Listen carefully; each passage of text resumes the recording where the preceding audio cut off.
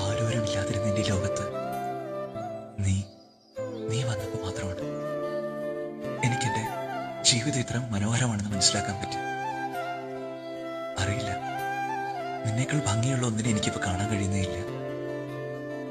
ഓരോ സമയത്തും നിന്നെ കാണാനും സംസാരിക്കാനും വല്ലാതെ കൊതിക്കുക.